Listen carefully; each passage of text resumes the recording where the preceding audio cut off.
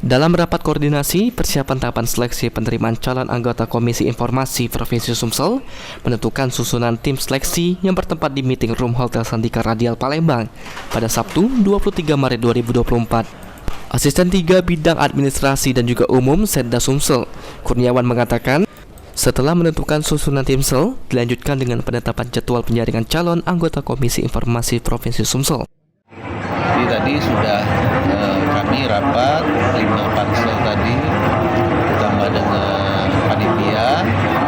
Yang pertama kita tadi sudah melakukan menentukan susunan pansel dan kemudian penetapan jadwal terkait dengan penjaringan anggota komisi.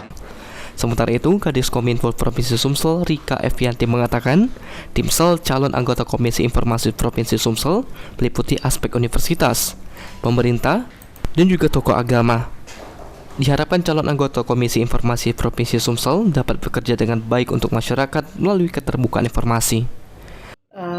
Keterwakilan dari universitas, pemerintah terkait dengan tokoh agama dan sebagainya, yang kita harapkan Provinsi Sumatera Selatan harapkan bahwa nanti terciptanya ada suatu komisi informasi yang benar-benar itu bisa bekerja untuk masyarakat Sumatera Selatan dan memberikan yang terbaik untuk Provinsi Sumatera Selatan terkait dengan keterbukaan informasi. Disampaikan oleh Komisioner Komisi Informasi RI Syawaludin, terdapat 16 tahapan seleksi penerimaan calon anggota Komisi Informasi Provinsi Sumsel yang dibuka pada 25 Maret mendatang. Adapun tahapannya terdiri dari pendaftaran, tes potensi, hingga wawancara, serta persyaratan administratif calon anggota Komisi Informasi minimal berusia 35 tahun, pendidikan minimal S1, dan juga memiliki pengalaman yang mumpuni.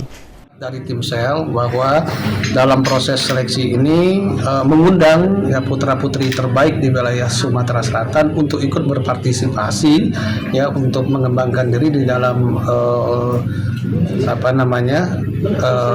menjadi anggota Komisi Informasi. Kita rasa bahwa keterbukaan ini sesuatu yang sangat penting, sangat kita dorong sehingga pengelolaan pemerintahan daerah yang transparan dan akuntabel sangat berarti ketika nanti Komisi Informasinya betul-betul mengawal keterbukaan informasi di Provinsi Sumatera.